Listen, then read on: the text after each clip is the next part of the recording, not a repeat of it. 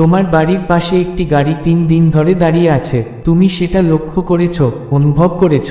আর ঠিক সেই মুহূর্তে তোমার ভিতরে এক অদ্ভুত চাপ, এক স্থির অথচ তীব্র শ্বাস আটকে রাখা অনুভূতি জন্ম নিয়েছে। যেন ভিতরের সেই মানুষটা, যাকে তুমি অনেকদিন অবহেলা করেছ, সে এখন তোমাকে নীরব চোখে দেখছে। কিন্তু সে চোখে শত্রুতার আগুন নেই, বরং এক নিঃশব্দ ঈশ্বরীয় বার্তা আছে। সে তোমার বিরুদ্ধে নয়, সে এসেছে, সেই দেবতা পাঠিয়ে দিয়েছেন, যিনি দীর্ঘকাল ধরে তোমার প্রতিটি নিঃশ্বাস পর্যবেক্ষণ করছিলেন। হ্যাঁ, স্বয়ং স্বর্গ থেকে পাঠানো হয়েছে তাকে। আর আজ মহাদেব বলছেন, আর নয়, অনেক হয়েছে চুপ থাকা, অনেক হয়েছে শুধু ভাবা, ভাবতে ভাবতে নিজের শক্তিকেই সন্দেহ করা। এখন সময় এসেছে জেগে ওঠার। সেই গাড়িতে বসে থাকা মানুষটি কোনো অচেনা নয়, সে হারিয়ে যায়নি, সে নিযুক্ত হয়েছে সাক্ষী হতে, অপেক্ষা করতে, এবং তোর জীবনের এক গোপন অধ্যায়ের পর্দা ফাঁস করতে। কিন্তু এই গল্প কেবল আতঙ্কের জন্য নয়, এই গল্প জানার মধ্যেই রয়েছে এক গভীর আধ্যাত্মিক বার্তা। প্রশ্ন এই নয় যে সে কে, বরং প্রশ্ন হলো, স্বর্গ তাকে এত কাছে আসার অনুমতি দিল কেন? তোর অতীতের ধুলোতে লুকিয়ে আছে অনেক রহস্য, মিষ্টি হাসির আড়ালে চাপা পড়া উদ্দেশ্য, সম্পর্কের নামে জড়িয়ে থাকা বিশ্বাসঘাতকতা, বন্ধুত্ব আর ভালোবাসার নামে যে ভ্রান্ত আশ্বাস তোকে মোহিত করেছিল। আজ মহাদেব সে সব মুখোশ ছিঁড়ে ফেলছেন। তিনি বলছেন, চোখ ফিরিয়ে নিও না। এখন আর চুপ করে সহ্য করার সময় নয়, এখন ভান করার সময় নয় যে তোর কষ্ট হয় না। কারণ ঈশ্বর জানেন তুই কতটা নিঃশব্দে কেঁদেছিস, কতবার বিশ্বাসঘাতকতা সহ্য করেছিস, কতবার ক্ষমা করেছিস সেই সব মানুষকে যারা তোর আলো নিভিয়ে দিচ্ছিল। আজ সেই মানুষটি, যিনি গাড়িতে বসে দেখছে, তোর শত্রু নয়, সে তোর এক ঈশ্বরিক নিয়তি পূরণের জন্য এসেছে। তাকে পাঠানো হয়েছে এক উচ্চতর নির্দেশে। সে কোনো সাধারণ মানুষ নয়, সে এমন এক ঘটনার সঙ্গে যুক্ত যা তুই হারিয়ে ফেলেছিস, যার জন্য তুই প্রার্থনা করেছিস, এমন কিছু যা এতদিন আড়ালে ছিল। কিন্তু আজ মহাদেব পর্দা তুলে দিচ্ছেন, কারণ তিনি চান না পুরনো মিথ্যার উপরে নতুন আশীর্বাদ বসে থাকুক। তিনি ঘর পরিষ্কার করছেন, তোর আধ্যাত্মিক ঘর, পরিবেশ, আত্মীয়তা, পুরনো অভিশাপের ধুলো। আর তিনি শুরু করছেন সেই নারী থেকে, যার ছায়া তুই অজুহাত হিসেবে গ্রহণ করেছিস। সে জানত তোর আলো কত উজ্জ্বল, তুই জন্মগতভাবে নির্বাচিত। কিন্তু সে ভালোবাসেনি, সে ভয় পেয়েছে। আর এখন ঈশ্বর বলছেন, এই ছায়ার ভিতর থেকে তুই আলোতে উঠে আয়। এটাই শুরু, এটাই জাগরণের ডাক।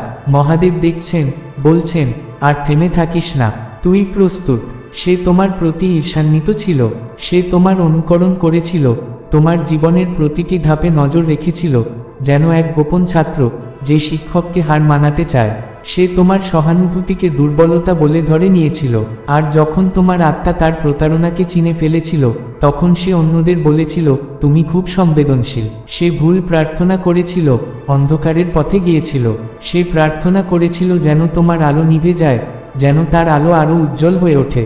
কিন্তু স্বর্গ তার সেই প্রার্থনা গ্রহণ করেনি, বরং ঈশ্বর শুরু করলেন প্রমাণ সংগ্রহ।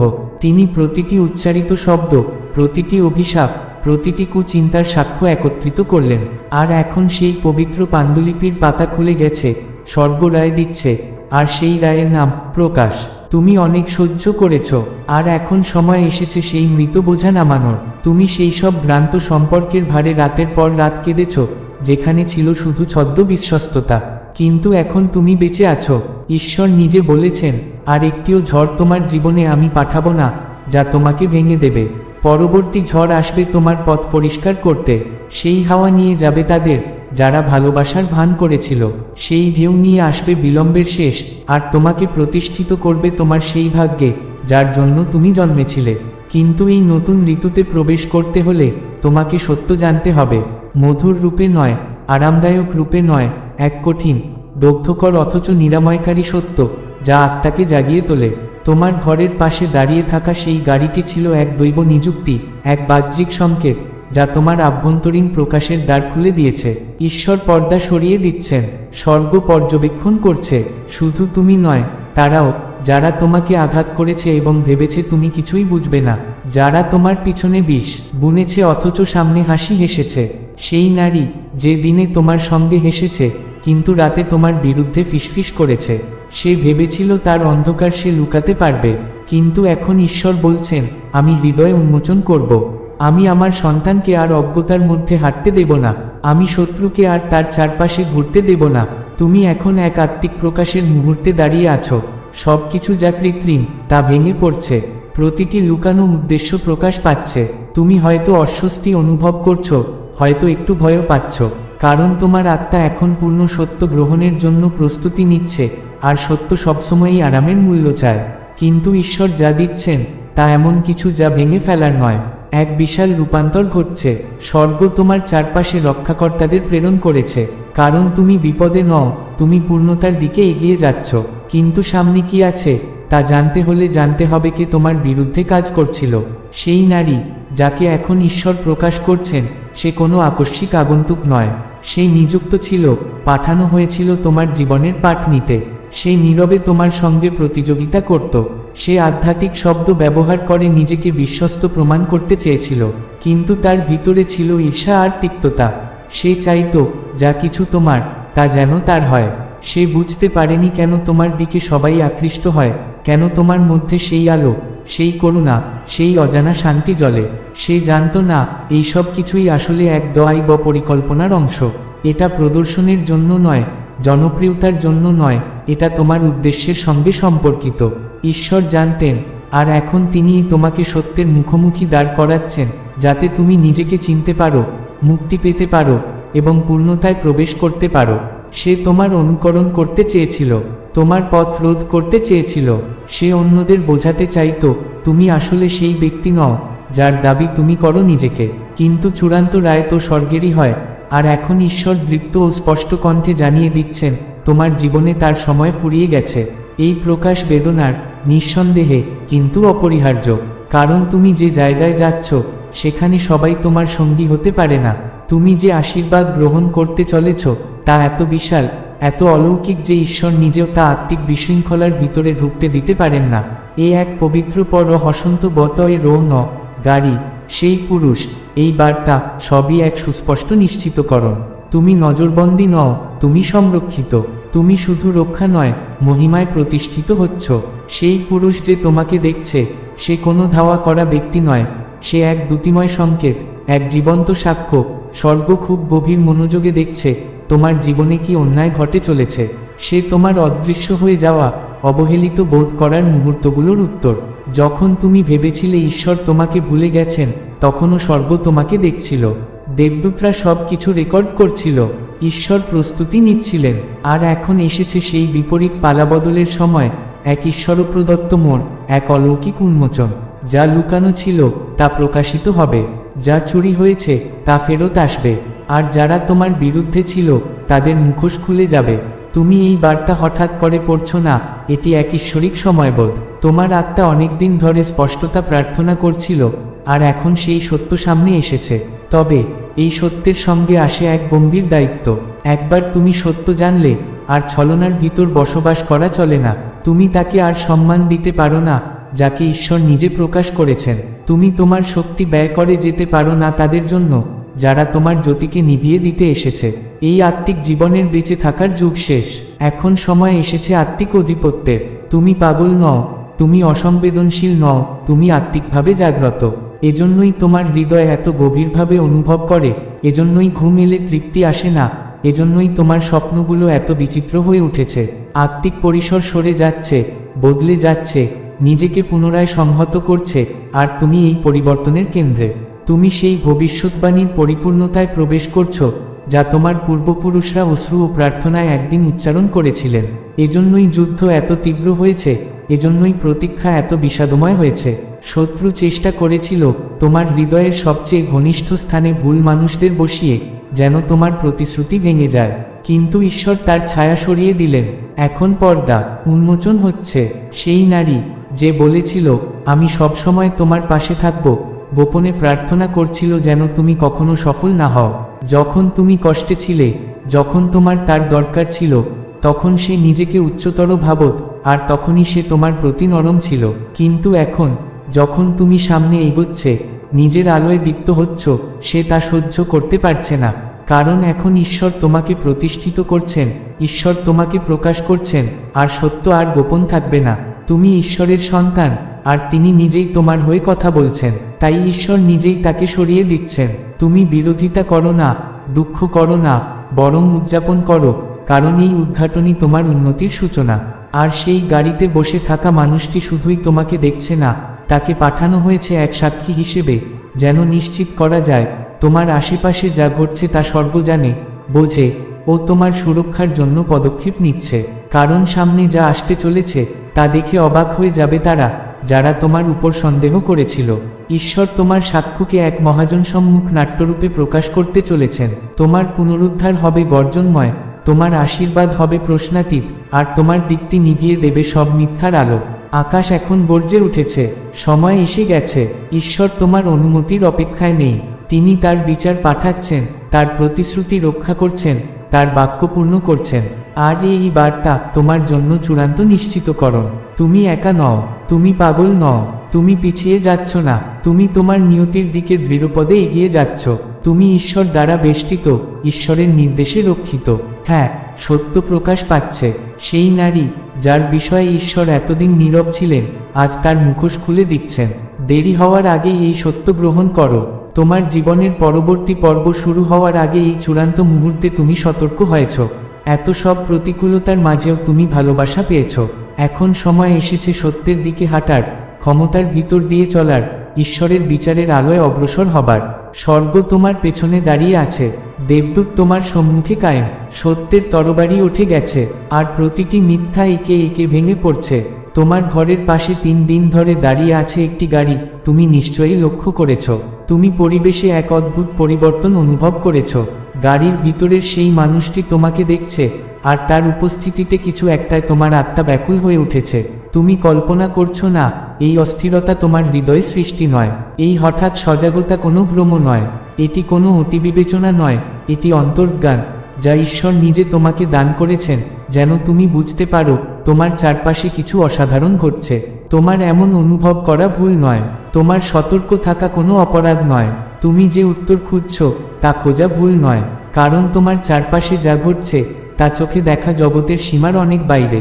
কিন্তু এখন মনোযোগ দাও, চোখ সরিও না, কারণ এই রহস্যের কেন্দ্রে ঈশ্বর রয়েছেন তোমার পাশে। আশ্বস্ত থেকো, তোমার কিছুই ক্ষতি হবে না। তুমি একা নও, তুমি অনিরাপদ নও, তুমি বিস্মৃত নও, তুমি ত্যাগ করা নও। ঈশ্বর রয়েছেন, তার হাত তোমার ঘরের উপর, তার ফেরেশতারা প্রতিটি কোণায় প্রহরায়। তারা আগুনের মতো দীপ্তিমান, যে কোনো বিপদকে দমন করতে প্রস্তুত, যে কোনো অন্ধকারকে ছিন্ন করতে সদা প্রস্তুত, শত্রুর যে কোনো ষড়যন্ত্রকে ব্যর্থ করতে সদা প্রস্তুত। এমনকি যখন তোমার চারপাশে কিছু অদ্ভুত ঘটে, তখনও তুমি নিরাপদ, কারণ তোমার আত্মা রক্ষিত। স্বর্গ দূর থেকে নয়, একেবারে ঘিরে রয়েছে তোমাকে। গাড়ির ভিতরে বসে থাকা সেই ব্যক্তি হয়তো তোমার দিকে তাকিয়ে আছে, কিন্তু স্বর্গ তাকেও দেখছে। তার প্রতিটি ভাবনা, প্রতিটি অভিপ্রায় ঈশ্বরের দৃষ্টিতে স্পষ্ট। সেই ঈশ্বরের, যিনি সমস্ত সৃষ্টি করেছেন।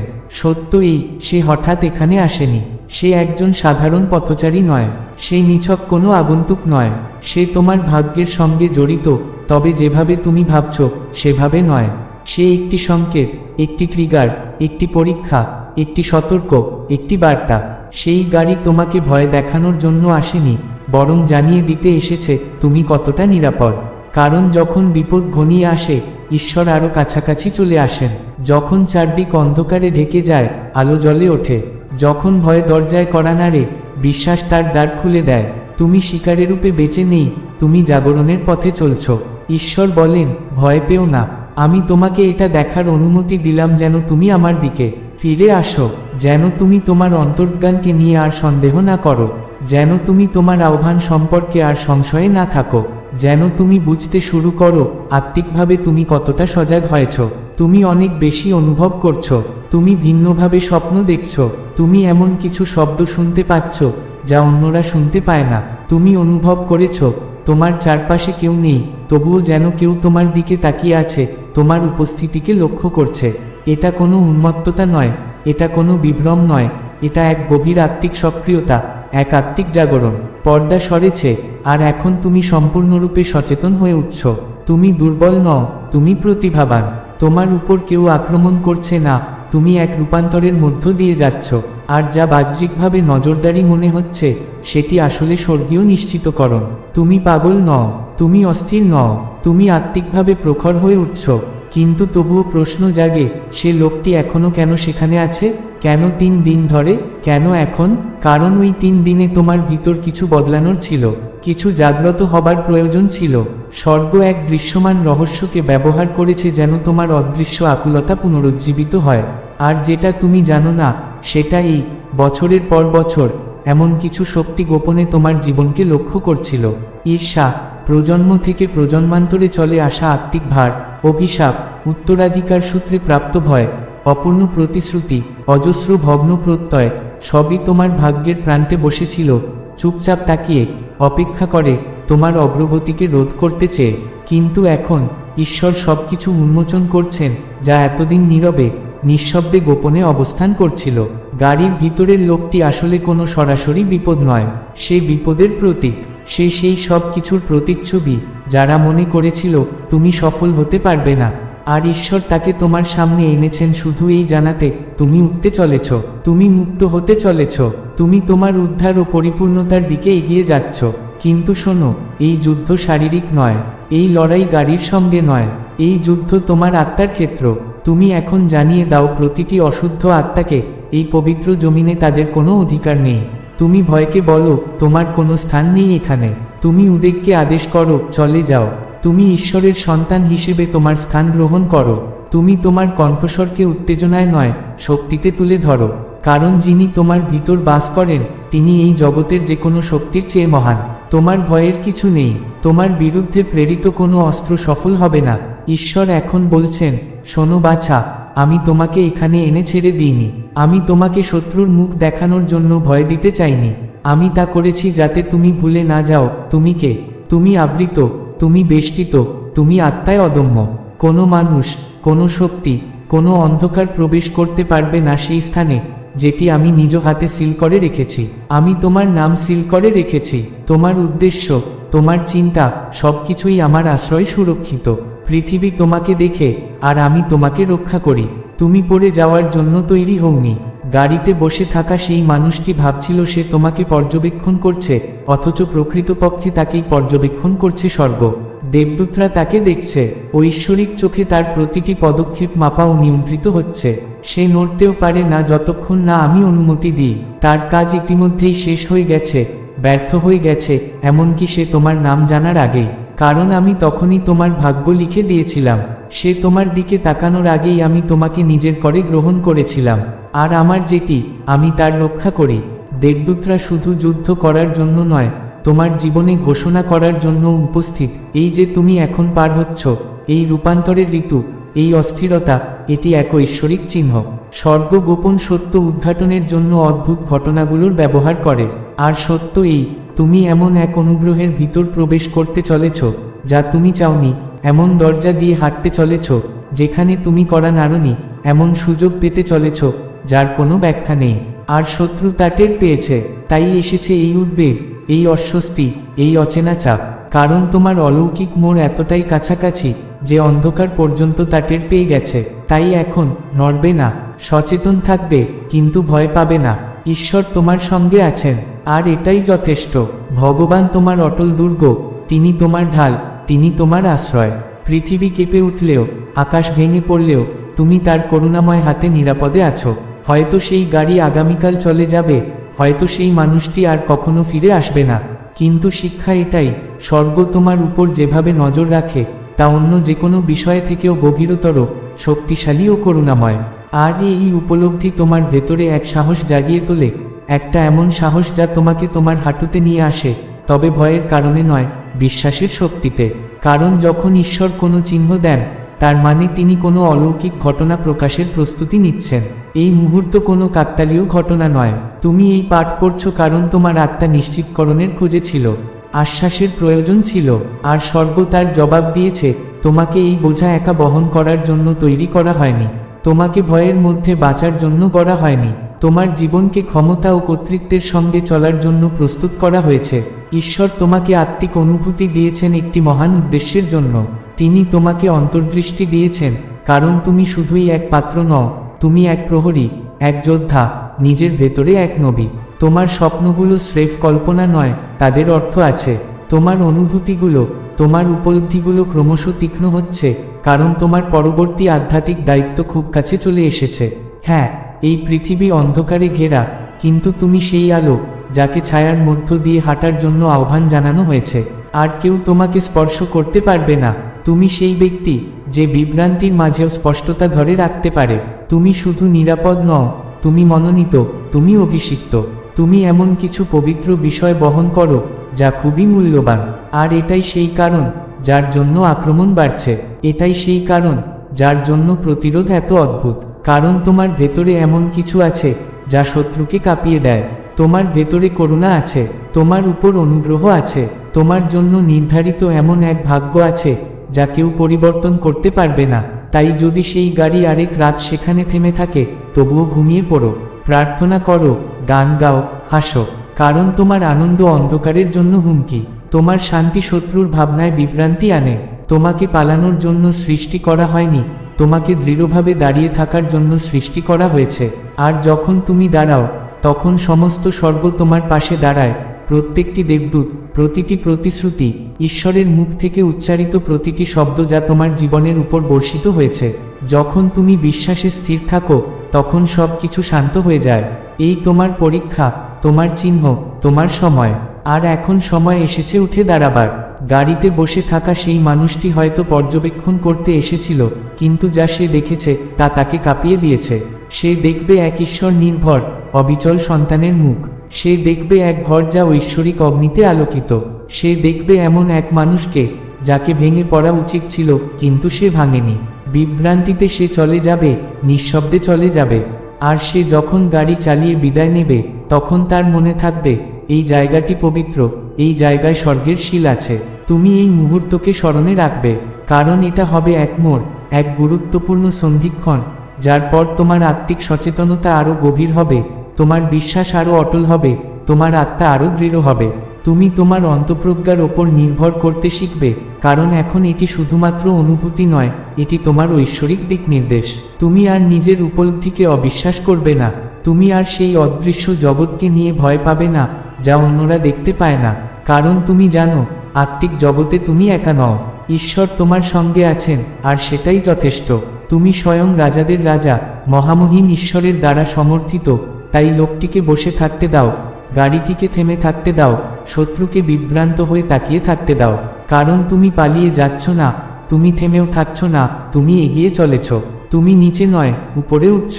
তোমার জীবন ঈশ্বরের কাছে কোনো রহস্য নয়। তোমার পদক্ষেপগুলো এলোমেলো নয়, বরং তাহার আদেশে পরিচালিত। তুমি এগিয়ে চলেছ সোজাসুজি তোমার বিধিসম্মত ভবিষ্যতের দিকে, সেই গন্তব্যের দিকে যা করুণা ও আশীর্বাদে পূর্ণ। তোমার একমাত্র কর্তব্য এখন শুধুই বিশ্বাস রাখো এবং প্রার্থনা করো। বিশ্বাস রাখো এবং প্রার্থনা করো। বারবার, একই ছন্দে, একই হৃদয়ের গভীরতা থেকে বিশ্বাস রাখো, প্রার্থনা করো।